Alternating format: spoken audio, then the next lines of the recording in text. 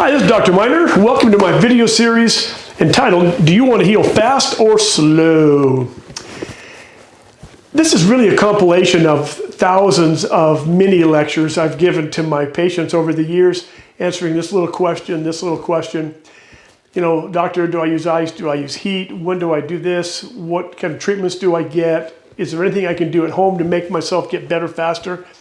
And I've been wanting to compile this all into one place, and now we're doing it. So welcome to this.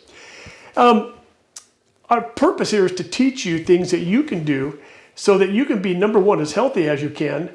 And if you're injured or when you get injured, what things you can do to make yourself get better as fast as possible to get back to living and back to life and to have a good outcome down the road so you don't have to suffer with long-term arthritis and joint pain for the rest of your life and many injury. Now, I understand sometimes that's not possible. Sometimes you just break things too badly and you'll never recover completely. But even so, doing these things, you can get better faster. We can teach you some things that will make a huge difference in your life. That's what we want to do. So when a patient goes into a doctor's office, the things that they want to know, they don't even think about this sometimes, but you want to know, doctor, do you know what's wrong with me? What's my diagnosis? Is it fixable? Can you fix me, doctor? How long is it going to take? And how much is it going to cost me? Patients also want to know, sometimes they ask this, is there anything I can do at home to make me get better faster? A lot of times people just say, doctor, fix me. I've had people come in and just say, doctor, just fix me. Whatever it takes, fix me. Like I have to do it all. They can't do anything on their own. When in reality, the doctor is just there to stimulate the body, to activate things, to get things balanced out again so the body can heal itself. Now, there's questions the doctor has when the patient comes in. The doctor says, are there any underlying things? What's their diet like? Are they sleeping? Are they deconditioned? What kind of shape are they in? Are they dehydrated? Is there anything else going on? Are there some other pathological processes happening in the body? Well, we don't know. We have to find those things out.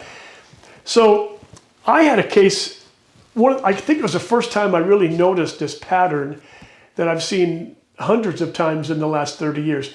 I was just new in practice, and a guy came in the morning, and he had hurt his back gardening, doing yard work, and he said, Doc, I got a hitch in my get along. I did too much yard work yesterday, now I can't stand up straight, everything hurts.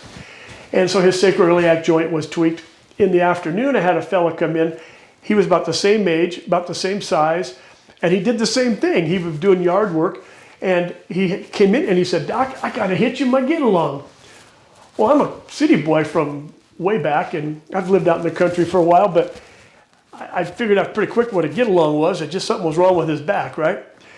Well, anyway, the one fella, he took about maybe 2 or 3 treatments, if I remember right, and he got better, and he was right back to normal. The other gentleman took about a month to get him better because, well, why? That was the question. And it really prompted in my brain a question of, why did this guy get better so much faster than this other guy? Well, that led me down a whole path for studying rehabilitation, studying functional medicine, nutrition, all the neurology, all the things I've studied over all these years, seeking answers to that question. How can we get people to be as healthy as possible, as simply as possible? So we had 2 patients, both had the get-along problem. They looked the same, they acted the same, but they were not the same. So we're going to try to answer a lot of those questions that I had and be able to give you the information so that you can be the guy that heals faster or the girl that heals faster. First off, let's take a look at the first question is, what's wrong with me? And most people don't really understand, but what is an injury even? So there's 2 kinds of injuries that we look at all the time in our office here. And there's a fast trauma and there's a slow repetitive injury. So the fast one, you get in a car crash or you get a whiplash, or you get hit by a car, or you fall downstairs, get bucked off a horse, you fall off a ladder, or even you bend over in the shower to pick up the soap and then your back gives out and you get a hitch and you get along. And then you come in and you, Doc, I don't know what happened, I'm hurting. Anyway, and that's one type of trauma. The other type is a repetitive. It's the overuse where you've been doing something all day long and all of a sudden it just gives out on you. That happens all the time. Now, both these injuries, any injury is a torn tissue. What tissue is torn is what makes the injuries different, but it's basically, it's all the same. You tear something. So people have heard of a strain and a sprain and want to know the difference. Well, a sprain is a tearing of a ligament or a cartilage or the joint capsule that holds those joints together. Or a strain is a tear of a muscle, a tendon, or the myofascia, the fascia that covers everything. You know, like in a chicken, when you pull a chicken apart and there's that cellophane looking stuff, that's the fascia. We have the same thing in us. And it gets torn, and that causes lots of problems. And fascia may be the source of most of the pain in these soft tissue injuries. But there's three problems that come up with this. One is a spasm where the muscles are guarding, they're splinting the joint, in a sense, not letting that joint move, especially when there's a ligament, cartilage, or joint capsule damage. The muscles are really going to split. And if the muscles are torn too, which happens very consistently, then they're going to be hurting more when they guard like this. So there's a lot of pain involved with the spasm. There's a lot of swelling, the release of all the cytokines, the chemicals in the body that make it inflamed, that draw all the white blood cells in there. And so you have the spasm, you have the swelling, and that's the immediate things. And then down the road, you end up with adhesions, which is a disorganized scar tissue over a joint, so the joint doesn't move right. So these are the three issues that we have with injuries. These two are the early ones, and this is the later one, but that's what happens. So the body then, it responds with inflammation, then it repairs and rebuilds it, and then it remodels the joint, the scar tissue in there. The inflammation is basically, if all the fluid comes in there, it brings in these white blood cells, it walls off the area that's injured so it doesn't spread everywhere, keeps it contained. That's especially important with infections. And then it cleans up all the broken cells, because when you tear anything, you're tearing a muscle cell. And when that muscle cell tears, all the insides come out, all the organelles, they call them, the Golgi tendons and the mitochondria, and all the cellular debris in there has to be taken care of, has to be cleaned up, or it'll cause more inflammation. Those actually are some of the sources of increasing inflammation. So the white blood cells have to go and eat those up. Well, that's the initial part. And then within a couple of days, it starts laying down these fibroblasts, are the fibrous tissue cells that make new fibrous tissue.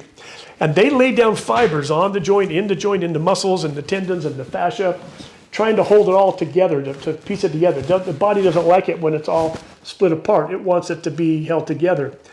And what happens though is it lays it down like this in all kinds of different, disorganized ways.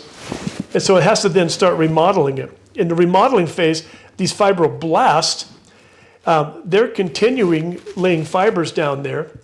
But then these fibroclasts come in. Now these are the ones that actually tear down the fibrous tissue to remodel it. So when you get these, what they call cross-linked fibers, it's supposed to be like this, and you'll have fibers going this way that make it not move properly. Well, they will go in and eat up those, and then it can shape the repair. So this is what happens. Now,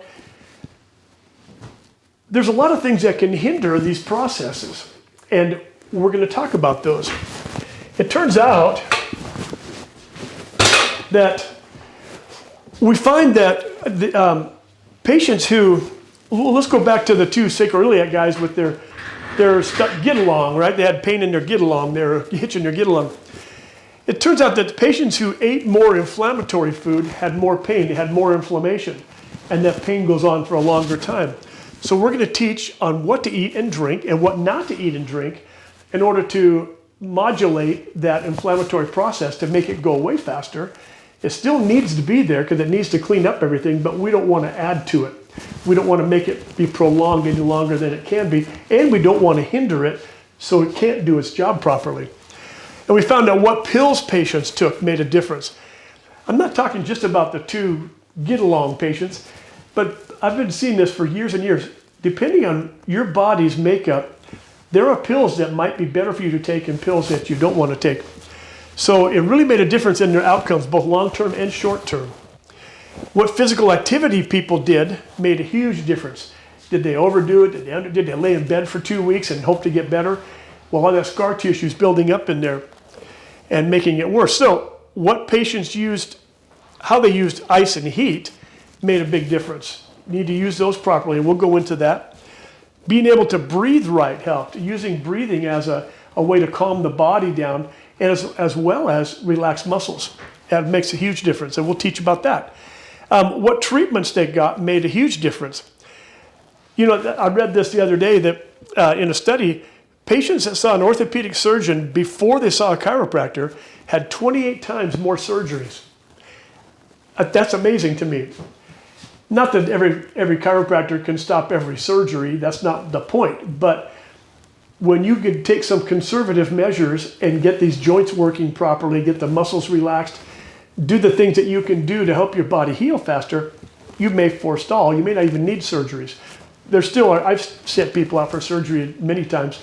There's times you just need to have surgery, and that's why we have great surgeons, and we're thankful for them. So, how to heal fast or slow might seem like a silly question. I mean, who wants to heal slow? Nobody does, unless you're in a work comp case or something and you hate your job and don't ever want to go back to work. You might want to be on work comp forever. Who knows? I've seen that. But most people want to heal fast. So if you're willing to learn and change it up a little bit, it can make a huge difference in how you heal.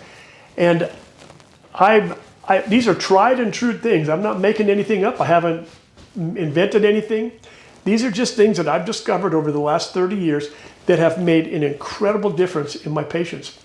And I hope that you learn these and you'll do them, and you'll have a much healthier life and a happier life and be able to do all the things you want to do. All right, we'll see you next time when we talk about nutrition, what to eat and what not to eat, to see if that can make a difference for you. All right, bye-bye now.